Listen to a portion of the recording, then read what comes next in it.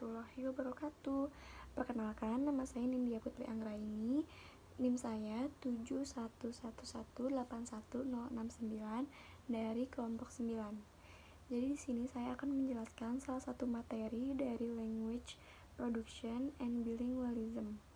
Salah satunya yaitu yang saya akan bahas mengenai bilingualism and second language acquisition. Nah, jadi pada materi ini itu menggambarkan 4 tugas kognitif yang sangat rumit, yaitu diantaranya memahami bahasa lisan, membaca, berbicara, dan menulis.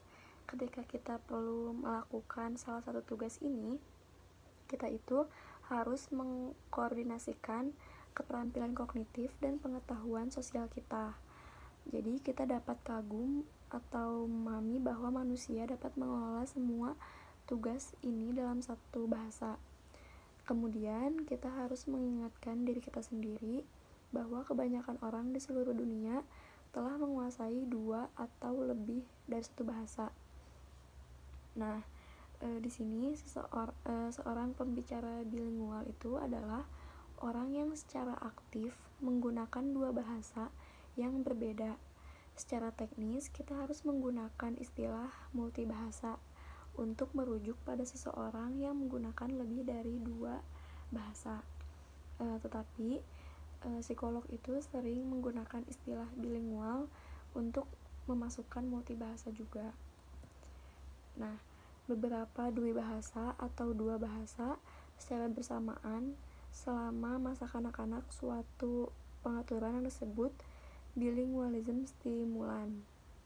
Jadi, si bilingual lain itu mengalami bilingualisme berurutan. Dari bahasa asli orang ini disebut sebagai bahasa pertama, dan bahasa non aslinya itu yang ia peroleh adalah bahasa kedua. Kayak misalkan si bahasa pertamanya itu yang aslinya itu bahasa Indonesia. Nah, yang bahasa keduanya itu atau bahasa non aslinya itu yaitu yang bahasa Inggris. Si orang ini tuh karena orang Indonesia, jadi bahasa pertamanya itu bahasa Indonesia, bahasa yang aslinya, sedangkan bahasa yang non aslinya atau bahasa yang keduanya adalah bahasa Inggris atau bahasa-bahasa yang lainnya.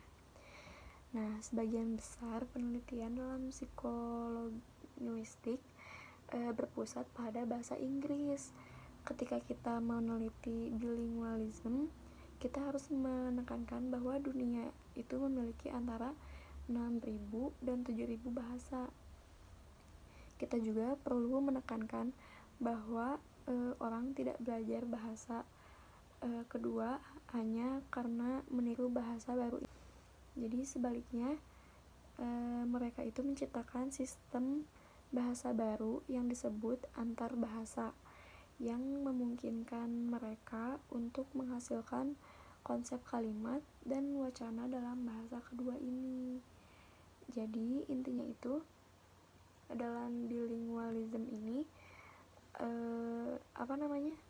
kita itu bisa memiliki lebih dari satu bahasa, tetapi intinya bahasa yang aslinya itu gimana kita berada. Misalkan kita orang Inggris, berarti bahasa aslinya atau bahasa pertamanya itu bahasa Inggris, sedangkan bahasa kedua atau bahasa non aslinya itu bisa bahasa lain, misalkan bahasa Indonesia, bahasa Jepang, atau bahasa Korea, seperti itu.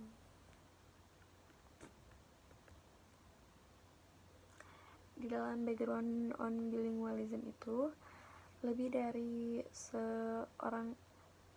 orang di dunia setidaknya agak bilingual, bisa beberapa bahasa. Beberapa orang tinggal di negara di mana paling tidak 2 bahasa itu sudah umum digunakan. Nah, orang-orang juga menjadikan bilingual karena penjajahan telah melaksanakan bahasa lain kepada mereka. Yang lain menjadi bilingual karena mereka telah mempelajari bahasa lain dalam sekolah. Karena di sekolah itu kan bukan hanya satu bahasa, tetapi diajarin bahasa lain seperti bahasa Inggris atau bahasa tambahan seperti bahasa Jerman atau bahasa Prancis atau bahasa-bahasa lainnya, seperti itu. Nah, bahasa Inggris itu merupakan bahasa yang paling umum digunakan di seluruh dunia. Dan dalam dekade terakhir, bilingualism itu telah menjadi topik yang semakin populer dalam psikologi dan linguistik. Misalnya, bidang interdisipliner ini sekarang memiliki jurnalnya sendiri, yaitu Bilingualism, Bahasa dan Budaya, dan juga buku pegangan yang penting, seperti itu. Nah, jadi seperti itu pengertian dari salah satu materi dalam language production and bilingualism mengenai bilingualism and second language acquisition. Mohon maaf bila ada salah kata atau kurang jelas dalam memberikan penjelasan pada materi ini. Cukup sekian dari saya. Wassalamualaikum warahmatullahi wabarakatuh. Bye bye.